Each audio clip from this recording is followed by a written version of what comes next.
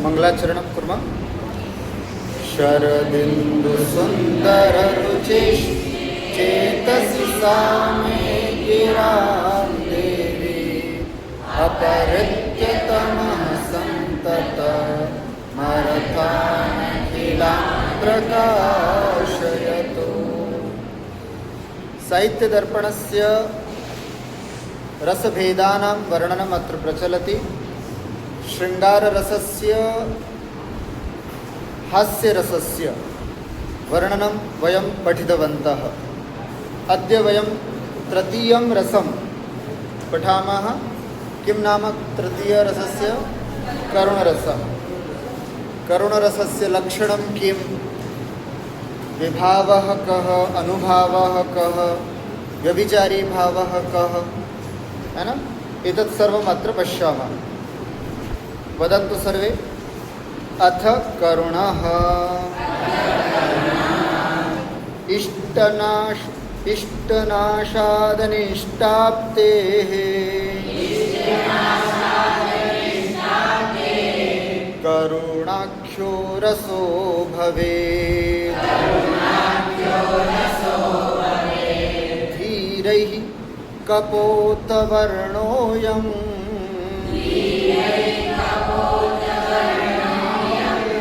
कथितो यमदैवतः। वदन्तु एकवारं सर्वे।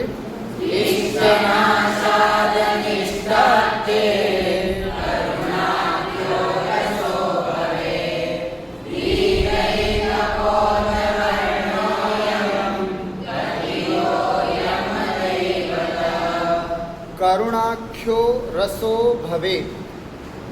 करुणाख्यः नाम करुण नामकः, करुण नाम वाला, रसो भवेत् रस होता है।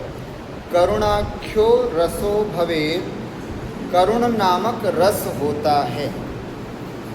कस्मात् भवति, किससे होता है? तर्हि उच्यते इष्टनाशात्, है ना, और अनिष्टाप्ते। इष्टनाशात्, इष्ट के नाश से, अनिष्टाप्ते और अनिष्ट की प्राप्ति से। इष्ट नाम अस्माकं कश्चित् प्रियः अथवा काचित् प्रिया। इष्टस्य नाशः इति इष्टनाशः। किसी अपने इष्ट का नाश हो जाने पर। अनिष्ट इत्युक्ते अनभिष्ट। यह अभिष्टः नास्ति। जिसके जीवन में आ जाने से हमारा जीवन बहुत डिस्टर्ब हो जाता है, ऐसे व्यक्ति को बोलते हैं अनिष्ट आप्ति। हमारे जीवन में ऐसा कोई लाइफ पार्टनर आ जाए, ऐसी जॉब लग जाए जहाँ पर बॉस, है ना, ऐसा मिल जाए, या फिर ऐसी जगह हमको जाना पड़े जहाँ पर हमारी बिल्कुल अनुकूलता न हो, इसको बोलते हैं अनिष्टाप्ति। ऐसी स्थितियों में भी, है ना, करुण रस की उत्पत्ति होती है। मतलब व्यक्ति दो जगह दुखी होता है, इष्ट के वियोग होने से और अनिष्ट की प्राप्ति होने से। हमारा अपना जो प्रिय है वो चला जाए, दूर हो जाए तो दुख होता है, और कोई अनिष्ट व्यक्ति है वो अगर हमारे साथ आ जाए, जिसको हम पसंद नहीं करते, वो हमारे पास ज़बरदस्त चला आए, हमारे जीवन में चला आए, अथवा जिससे हम बहुत दुखी हो, जब से उसका हमारे जीवन में आना हुआ तब से हम परेशान हैं, दुखी हैं, इसको बोलते हैं अनिष्टाप्त। ऐसी स्थिति में भी करुणता जीवन में उत्पन्न होती है, दुख होता है, और दुख ही यहाँ पर करुण का सूचक एक तरह से। तो इसलिए ये दो ही रीज़न बताएं, ध्यान रखना। क्या? इष्ट नाशात, इष्ट के नाश हो जाने से, अनिष्टाप्ते द्वयोरत्र पंचमी अस्ति। इष्ट के नाश से और अनिष्ट की प्राप्ति होने से करुणाख्यो रसो भवे, करुण नामक रस होता है। यदि ये सब कुछ हमारे अपने लौकिक जीवन में होता है तो करुण नामक लौकिक रस होता है, और इसी चीज़ को यदि हम पर्दे पर देखते हैं तो अलौकिक करुण रस होता है। दो तरह के करुण रस है ना, दो तरह के करुण रस है। अगर मेरा अपना कोई इष्ट नाश को प्राप्त हो जाए तो मेरे जीवन में जो करुण होता है उसको बोलते हैं लौकिक करुण। और मैं इसी चीज़ को पर्दे पर देखूं, है ना, कि राजा दशरथ की मृत्यु हो जाना राम के लिए कितना दुख की बात, तो वो अलौकिक करुण होता है। जो आनंद अथवा चमत्कार उत्पत्ति होती है वो किससे? लौकिक से होती है, अलौकिक से? अलौकिक से। लेकिन करुण कहाँ होता है ये बताया जा रहा है आपको, चाहे लौकिक हो चाहे अलौकिक। करुण की स्थिति कब होती है? दो कारण होते हैं, इष्ट का नाश और अनिष्ट की प्राप्ति। इससे करुणाख्यो रसो भवे, करुण नामक रस होता है। वदन्तु एकवारम्, इष्टनाशादनिष्टाप्ते करुणाख्यो रसो भवे। वदन्तु,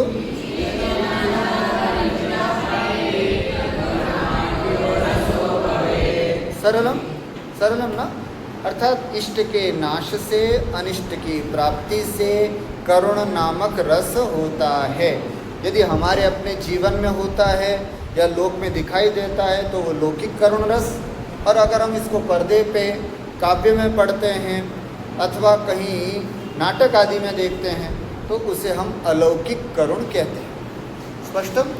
अस्तु, अस्य करुणरसस्य वर्णः कः देवता का इति अग्रे लिखितम्। धीरैः कपोतवर्णोऽयं कथितः, धीरैः अयं कथितः। धीर लोगों ने, गंभीर लोगों ने, विद्वान लोगों ने अयम, यह करुण रस कैसा बताया है? कपोत वर्णः, है ना। कपोत, कपोत जानन्ति खलु? कपोत इत्युक्ते किं? हाँ, पारावत, पारावत इति कपोतः। दूसरा नाम है कपोत। क्या बोलते हैं इंग्लिश में? कौन सा कलर होता है कपोत?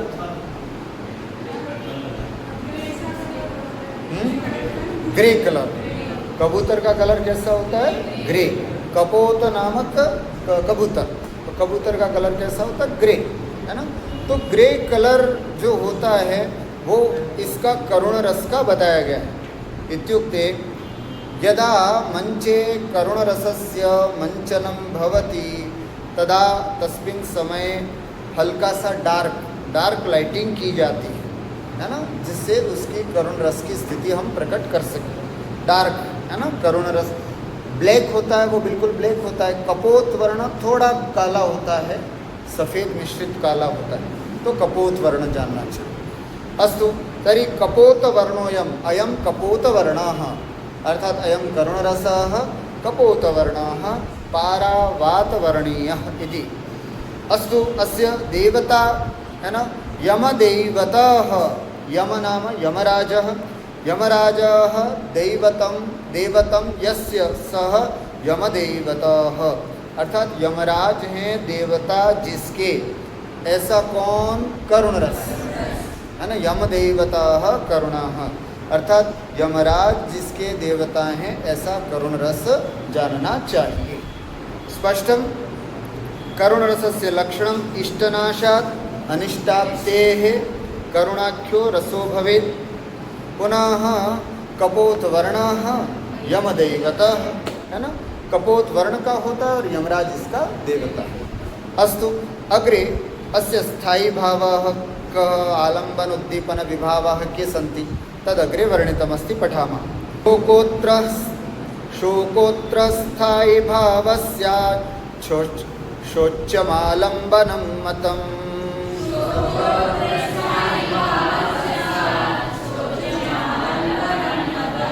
तस्य दाहादिकावस्था भवेदुद्दीपनं पुनः।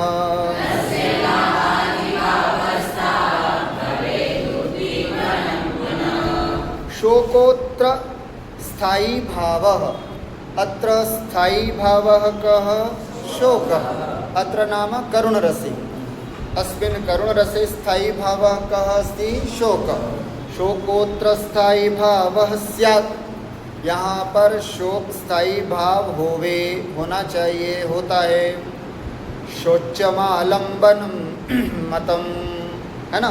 शोच्यम, शोच्यम नाम शोचनीयम अथवा शोक विषयीभूतम पदार्थम इति वस्तु। शोक का विषयभूत जो पदार्थ है अथवा शोचनीय जो व्यक्ति है वो यहाँ पर क्या है, आलम्बनम मतम, उसको हम यहाँ पर आलम्बन कहते हैं। ऐसी कोई वस्तु जिसको देख करके मन में शोक उत्पन्न हो वो वस्तु आलम्बन विभाव। ऐसा कोई व्यक्ति जिसको देख करके है ना मन में शोक उत्पन्न होता हो तो वो व्यक्ति आलम्बन विभाव होती है ना। समझ में आई बात में। अर्थात मान लीजिए कि किसी ने हमको कोई चीज़ उपहार के स्वरूप में भी भेंट की। अब हम जब जब भी उस उपहार को देखते हैं तब तब उसकी याद आती है जो अब इस दुनिया में नहीं है। तो वो वस्तु जो है वो आलम्बन विभाव है करुण रस का। समझ में आएगा ना। उसके द्वारा दिया गया उपहार जो है वो आलम्बन विभाव है हमारे करुण रस का। तो आलम्बनम किम, शोच्यम आलम्बनम मतम, बस इतनी सी बात बताइए।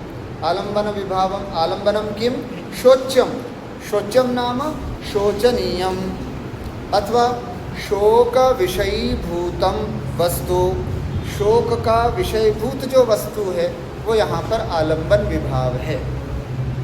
ठीक हुआ। कौन है आलम्बन विभाव? या तो वस्तु या व्यक्ति।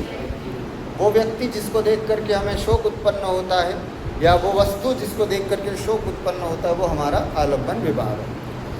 तस्य दाहादिकावस्था भवेदुद्दीपनम पुनः नाम तस्य पुनः शोच्यस्य, है ना, जो शोचनीय व्यक्ति है उसका दाहादिकावस्था, है ना, दाहादिकावस्था अर्थात दहन प्रभृति दशा, उसके दहन आदि जो दशाएं हैं अर्थात उसका आग में जल जाना, उसका फांसी लगा करके मर जाना अथवा उसका वियोग में मर जाना, ये सब जो है वो उद्दीपन विभाव है।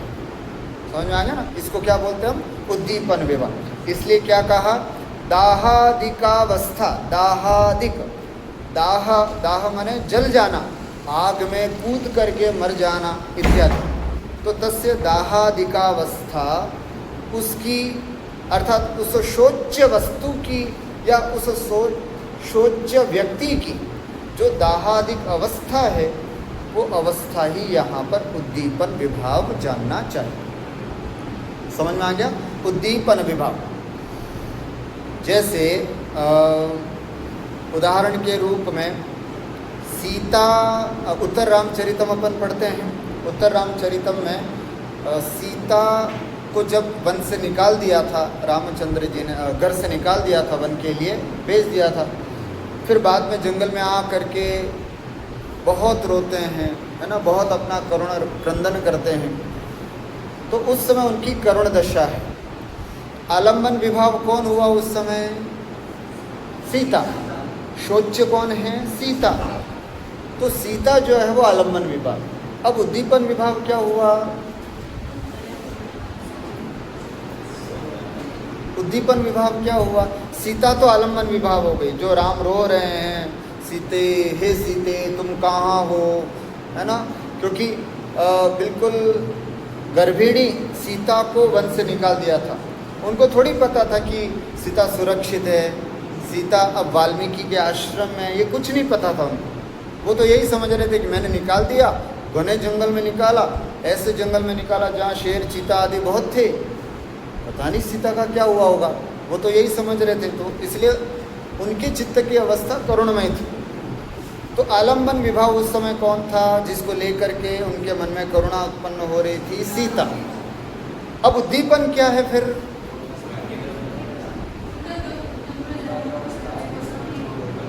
हाँ, मतलब उस सीता विषयक जो भी चीज़ें हैं वो सब उद्दीपन विभाग।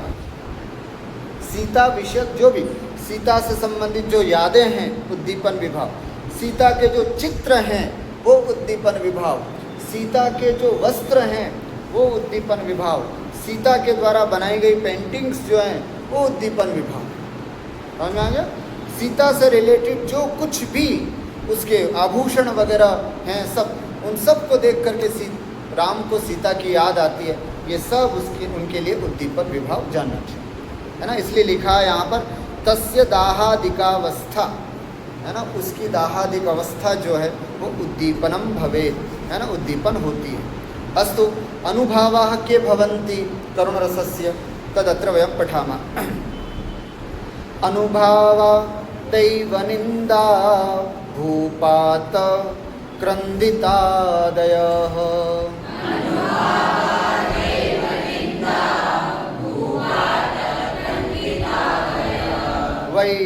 वैवर्ण्योच्छ्वास निश्वास स्तंभ प्रलपानि च।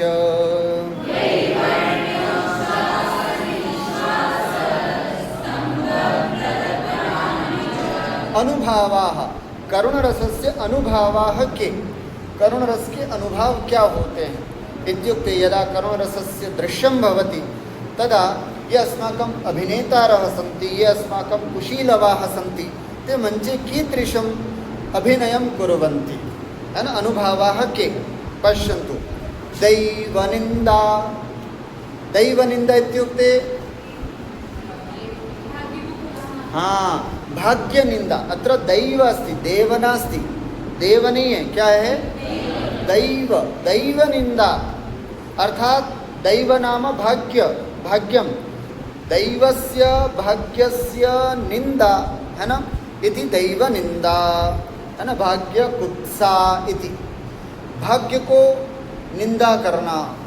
मेरा तो भाग्य ही खराब है जो मेरा अपना प्रिय चला गया, मेरा तो भाग्य ही खराब है कि ये बहुत मेरे साथ बहुत बुरा हुआ, ऐसा मतलब अपने भाग्य को कोसना। करुण रस में यही होता है ना। जैसे रामचंद्र जी उत्तर रामचरितम में कहते हैं कि अरे मेरा कैसा दुर्भाग्य था कि ऐसी पतिव्रता नारी को मैंने, पत्नी को मैंने छोड़ दिया और कलंकित करके छोड़ दिया, मेरा कैसा भाग्य है। इस तरह से रोते हैं अपने भाग्य को कोस से। तो जो भी मंच पर अभिनेता होगा वो क्या अभिनय करता हुआ दिखेगा, पहली चीज़ क्या, दैव निंदा, अपने भाग्य की निंदा करता हुआ दिखेगा।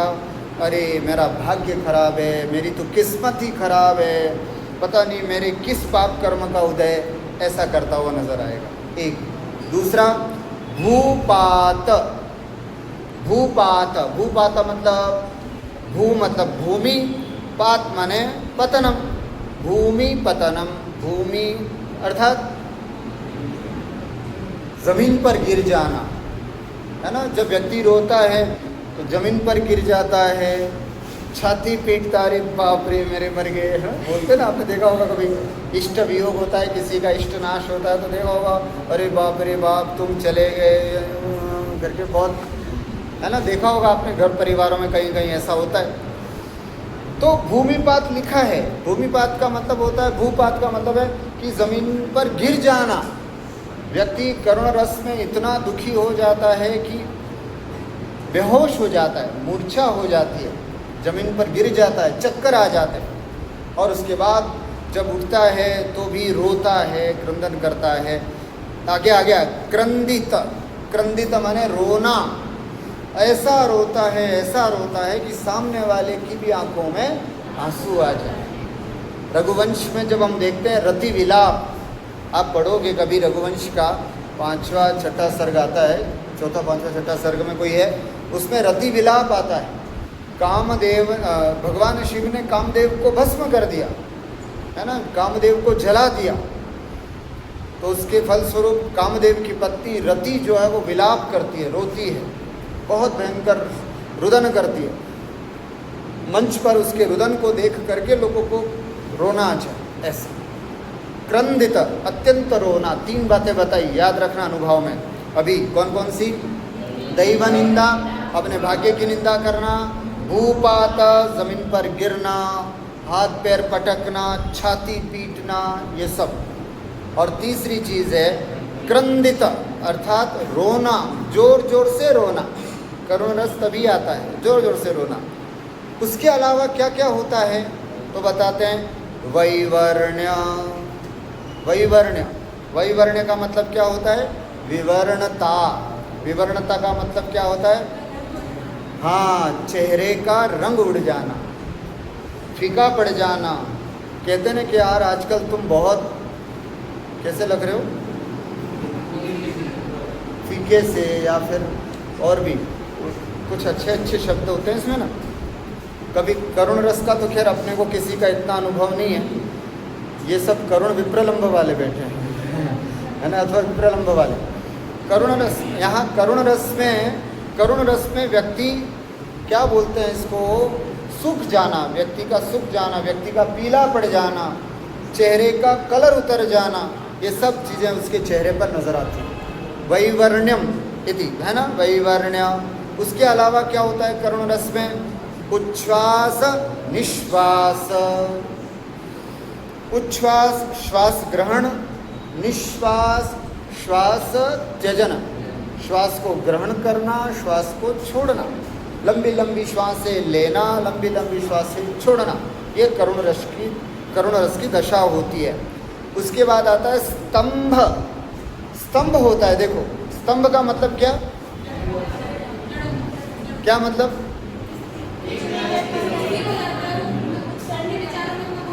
हाँ, वो जड़ हो जाता है, मतलब स्टेच्यू बन जाता है, उसको पता ही नहीं, बस ऐसे बैठा है, बस ऐसे बैठे रहेगा, उसको कुछ भी पता नहीं चलेगा कि क्या हो रहा है, कितना समय बीत गया। इसलिए इसमें क्या शब्द लिया, क्या शब्द का प्रयोग किया? स्तंभ। जब जो अभिनेता होता है वो भी बिल्कुल स्तंभ होता है इसमें। स्तंभ का मतलब स्टेच्यू, अपन बोलते हैं ना स्टेच्यू, खड़े हो जाओ बिल्कुल ऐसे ही। तो दुख में उसकी स्थिति ऐसी होती है, बिल्कुल मूर्ति की तरह खड़ा हो जाता है, इतना दुखी होता है। और एक और लास्ट बताया है अनुभव में, प्रलपनानी, है ना, प्रलप, है ना, प्रलपनानी, प्रलपन करता है, रोता है, प्रलाप करता है। दो बातें हैं क्रंदन और प्रलाप में, कोई बताएगा अंतर क्या होता है?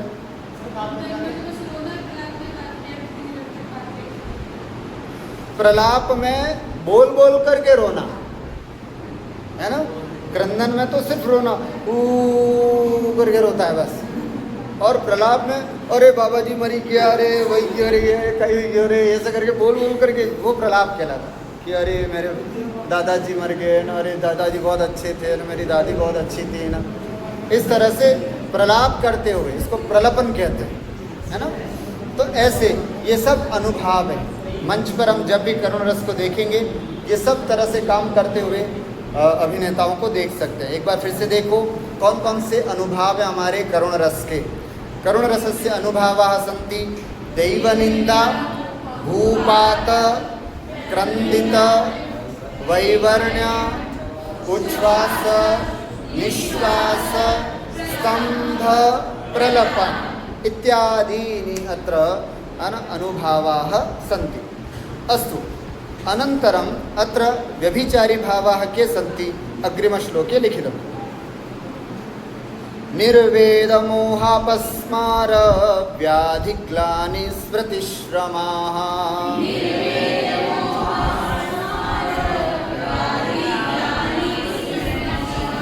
विषाद जडतोन्माद चिन्ताद्या व्यभिचारिणाः।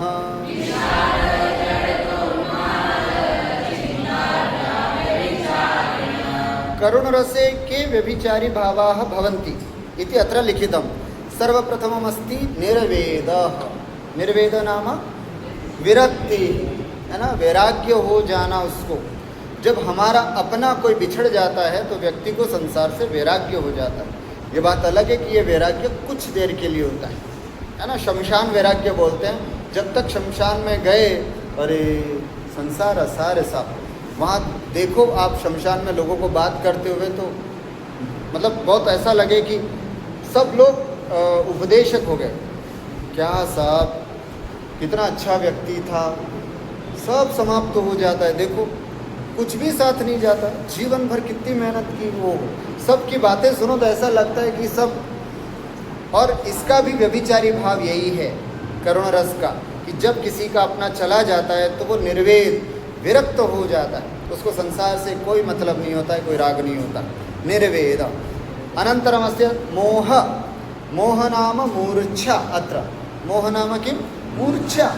मूर्छा का मतलब है कि वो बेसुध हो जाता है, पता नहीं रहता, ये भी इसका व्यभिचारी भाव है। अस्तु, अपस्मार, अपस्मार एक प्रकार का रोग विशेष हो जाता है जिसमें व्यक्ति को न खाना अच्छा लगता है, न देखना पढ़ना लिखना कुछ भी अच्छा नहीं लगता। इसीलिए हमारी भारतीय संस्कृति में 12 दिन के शोक की व्यवस्था बताई गई है कि 12 दिन तक शोक करें, घर पे रहें, कहीं नहीं जाएं, यहाँ तक कि मंदिर भी नहीं जाएं, और घर पे रह करके बिल्कुल शांति से अपने मन को स्थिर करें।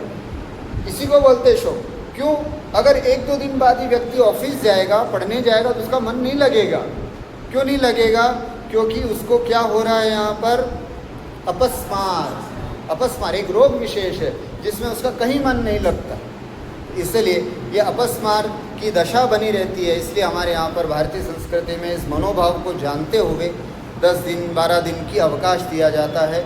घर पर इकट्ठे होकर के लोग सांत्वना देते हैं, उसका मनोबल बढ़ाते हैं, उसको उस दशा से उभार करके लाते हैं, तब जा करके वो स्थिर होता है। अपस्मार एक विशेष प्रकार का रोग। उसके बाद आता है व्याधि, है ना। व्याधि भी एक प्रकार का यहाँ पर रोग है। व्याधि एक सामान्य रोग है ना। जैसे कोई भी अवस्था, जैसे शरीर गर्म हो जाना, मतलब शरीर पर दिखाई देने वाले जो चिन्ह है वो व्याधि कहलाते हैं। और अब खाना अच्छा नहीं लगाना, ये सब अपस्मार कहलाते हैं। ठीक है, तो ये व्याधि एक प्रकार का रोग आदि हो जाना, चक्कर आ जाना, है ना, ब्लड प्रेशर हाई हो जाना, बुखार आ जाना, ये सब व्याधि कहलाती है। और कुछ समझ में नहीं आना, ये अपस्मार कहलाता है। ये दोनों में अंतर है। उसके बाद आती है ग्लानि। ग्लानि समझते ही है, चिड़चिड़ापन होना, कहीं मन नहीं लगना उसका, करुण रस में होता है। उसके बाद है स्मृति, है ना। स्मृति, स्मरण, व्यक्ति का स्मरणशीलता जो है वो नष्ट हो जाती है, व्यक्ति की स्मरणशीलता समाप्त हो जाती है। अभी खाया नहीं है, अरे मैंने तो खा लिया, अच्छा मैंने खाया नहीं है क्या, इस तरह की दशा उसकी हो जाती है। कोई पानी देने आता है तो पानी नहीं पीना है, तुमने 2 घंटा हो गया पानी, अरे 2 घंटा हो गया मुझे पता नहीं, पिला दो। इस तरह से स्मृति पर असर पड़ता है, उसकी स्मृति से संबंधित चीज़ें वहाँ पर दिखाई जाती है। श्रमाः, और अत्यंत श्रम दिखाई देता है ना। ये सब बातें इसमें समझना चाहिए। विषाद, और मन में बड़ा दुख होता है। जड़ता, है ना, स्तब्धता होती है। उन्माद, उन्माद का मतलब है चित्त विभ्रम हो जाना, अर्थात क्या बोलते हैं जिसको, विक्षिप्तता हो जाना, एक तरह से पागलपन हो जाना, ऐसी दशा भी बन जाती है। और चिंताद्याः, और चिंता, है ना, जब अपना कोई बिछड़ जाता है तो व्यक्ति चिंता करता है, तो ऐसा चिंताद्या व्यभिचारिणः, ये सब व्यभिचारी भावों के अंतर्गत जानना चाहिए। पुनः एकवारं करुणरसस्य व्यभिचारी भावाः के सन्ति? निर्वेद, मोह, अपस्मार, व्याधि, ग्लानि, स्मृति, श्रमा, विषाद, जड़ता, उन्माद, चिंता, है ना, चिंता इत्याद्याः व्यभिचारिणः, ये सब व्यभिचारी भाव होते हैं। अत्र अग्रे वृत्तौ लिखितमस्ति शोच्यं विनष्ट बंधु प्रभृति, है ना। शोच्यं शब्द कुत्र अस्ति? भवन्तः वक्तुं शक्नुवन्ति वा? शोच्यम् इति पदं कुत्र अस्ति? हाँ, कुत्र आसीत्? आलम्बन विभाव, है ना। आलम्बन विभावः किम् अस्ति? शोच्यम्। आलम्बन विभावः किं? शोच्यम्। शोच्यः वस्तु, शोच्यं वस्तु अपि भवति, शोच्यः कश्चित् जनोपि भवति, शोच्या काचित् स्त्री अपि भवितुमर्हति। तो शोच्य जो है, यहाँ शोच्य का मतलब क्या होता है इसको समझा रहे हैं।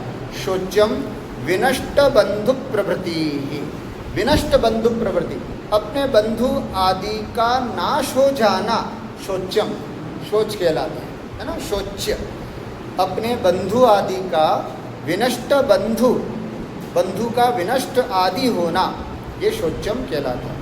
अस्तु, यथा मम राघव विलासे, अर्थात विश्वनाथस्य आचार्य विश्वनाथस्य काव्यमस्ति राघवविलासः इति। तस्मिन् काव्ये एकम् उदाहरणं दृष्टमस्ति अथवा दत्तमस्ति। तदेव उदाहरणमत्र लिखितमस्ति। रामायणस्यैव अस्ति, एकवारं पठामः। विपिने क्व जटा निबन्धनं, बोलिए, तव चेदं क्व मनोहरं वपुः, अनयोर्घटना विधेः स्फुटम्, ननु खड्गेन शिरीषकर्तनम्।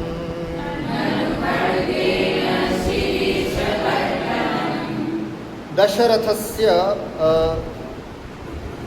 उक्तिरियं वर्तते। रामस्य वनगमनानन्तरं रामं दृष्ट्वा दशरथः किं वदति इति अत्र वर्णितमस्ति। राम वन को चले गए हैं, अब राम की तस्वीर, राम की अवस्था इत्यादि को देख करके यहाँ राम दशरथ क्या बोल रहे हैं, या फिर राम जैसे ही वस्त्र पहन करके आए, वल्कल वस्त्रों को पहन करके आए, उनको देख करके यहाँ दशरथ क्या कहते हैं वो यहाँ पर बताया जा रहा है। पश्यतु, विपिने क्व जटा निबंधनम। विपिने माने है ना अरण्य, क्व माने कुत्र, तव जटा निबंधनम, तुम्हारा जटाओं का बांधना, है ना, जटाएं बांधी जाती हैं। वहाँ कोई अच्छे तेल वेल लगा करके बालों को बनाना ये सब तो होता नहीं है, केवल हल्का सा ऐसा करके और जटाएं जो होती हैं उनको बांध करके रखा जाता है बस। सच्चा वनवास इसे ही कहते हैं, बालों की कोई परवाह वहाँ पर नहीं होती है। विपिने अर्थात जब तुम जंगल में जाते हो तो क्व जटा निबंधनम, जटाओं का बांधना कहाँ, तव च इदम मनोहरम वपुः क्व, और तुम्हारा ये बहुत सुंदर दिखाई देने वाला शरीर का, तुम इतने सुंदर लगते हो और बताओ कल से तुम जटा बांधोगे, अच्छा नहीं लगा। कैसे हो सकता है, ऐसे कैसे हो सकता है? ये बात बिल्कुल वैसी ही है, क्या कहते हैं, अनयोर घटना विधे। इस प्रकार इन दोनों ही घटनाओं के होने से जटा निबंधन मनोहर वपुषोश्च घटना विधे, अर्थात एकत्र संघटना विधाना, एक ही जगह दोनों की संघटना होने से बिल्कुल ऐसा लग रहा है जैसे खड्गेन शिरीष कर्तनम, खड्गेन तलवार से, शिरीष पुष्प जो बहुत कोमल होता है, बहुत प्यारा होता है, तलवार से कोई शिरीष पुष्प को काटे तो क्या उचित लगता है क्या? बिल्कुल नहीं। उसी प्रकार इतने प्यारे तुम्हारे शरीर में जटा निबंधन आदि करना क्या उचित है? बिल्कुल नहीं। महाकवि कालिदास ने भी इसी तरह का प्रयोग किया, अगर आपको ध्यान हो तो अभिज्ञान शाकुंतलम में उसमें बताया गया है कि ओहो इदम किल व्याज मनोहरम वपुः, इस तरह से निर्व्याज बहुत सुंदर यह शरीर है, और इस शरीर से अगर महर्षि कण्व तपस्या करवाना चाहते हैं तो बिल्कुल ये वैसी अवस्था है जैसे तलवार से शिरीष पुष्प को काटना। वही बात यहाँ पर भी कही गई है ना, आचार्य विश्वनाथ ने भी कही है, अनयोर घटना विधेय स्फुटम ननु खड्गेन शिरीष कर्तनम, है ना। तो बड़ी दुख की अवस्था है। हे राम, तुम्हारा इस सुंदर शरीर के साथ अब आगे से तुम वल्कल वस्त्र को धारण करोगे, जटाओं को बांधोगे, भूमि पर शयन करोगे, कंदमूल खा करके अपना जीवन चलाओगे। ओहो, ऐसा करने से यह कार्य बिल्कुल वैसा ही है जैसे कोई खड्ग से, तलवार से शिरीष जैसा कोमल पुष्प काटने का कार्य कर रहा है। अत्र ही राम वनवास जनित शोकार्तस्य दशरथस्य दैव निंदा। अत्र यहाँ दैव निंदा कर रहे हैं, भाग्य की निंदा कर रहे हैं कि ओहो कैसा तुम्हारा भाग्य है या कैसा हमारा भाग्य है। राम वनवास जनित शोकार्तस्य दशरथस्य, राम के वनवास में जाने से उत्पन्न शोक से दुखी दशरथ की यह दैव निंदा, भाग्य के प्रति निंदा प्रस्तुत की गई है। एवं है ना। एवं इसी प्रकार से बंधु वियोग विभव नाशादौ अपि उदाहर्यम, ये केवल हमने एक उदाहरण दिया आपको दैव निंदा का। इसी प्रकार बंधु वियोग, कोई हमारा अपना बंधु है, उसका वियोग हो जाने पर भी करुण रस होता है, उसका भी एक उदाहरण हो सकता है। अथवा विभव नाशाद, कोई हमारा वैभव नाश हो गया, उससे जो करुण उत्पन्न हुआ, उसका भी एक उदाहरण हो सकता है। लेकिन मैं ग्रंथ के विस्तार के भय से यहाँ पर बहुत सारे उदाहरण आपको नहीं दे रहा हूँ। कहते हैं बंधु वियोग विभव नाशादौ अपि उदाहर्यम, है ना। इन सब का भी उदाहरण देना चाहिए, लेकिन यहाँ पर इन सब का उदाहरण नहीं दिया जा रहा है। परिपोषस्तु महाभारते स्त्री पर्वणि द्रष्टव्यः, और एक परिपोष भी है ना। परिपोषस्तु, परिपोष होना रस का, ये चीज़ भी आप और महाभारत में बहुत सारे ऐसे प्रसंग है जहाँ पर करुण रस की स्थिति दिखाई जाती है। स्त्री पर्वणि द्रष्टव्य, विशेष करके स्त्री पर्व में इसको देखा जा सकता है। अब आगे बताया जा रहा है करुण विप्रलंब में और करुण रस में क्या अंतर है। अंतिम श्लोक है करुण रस का, देखें, बोलिए। अस्य करुण विप्रलंभात् भेदमाह, अस्य नाम करुण रसस्य करुण विप्रलंभात्, करुण विप्रलंब से क्या अंतर है वो यहाँ पर बताया जा रहा है। क्या कह रहे हैं, बोलिए। शोकस्थायितया भिन्नो विप्रलंभादयं रस,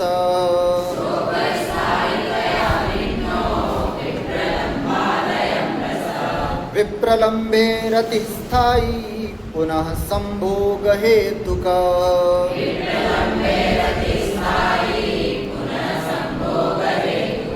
शोकस्थायितया भिन्नो विप्रलंभादयं रस, अयं करुण रस करुण विप्रलंबा, विप्रलंबात् माने करुण विप्रलंभात्, है ना।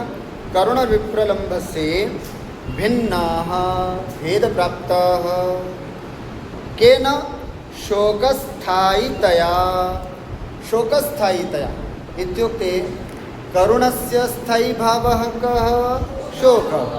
करुण विप्रलंब से स्थायी भावः कः, रति। विप्रलंब माने श्रृंगार, और इसका स्थायी भाव क्या वहाँ पर, रति।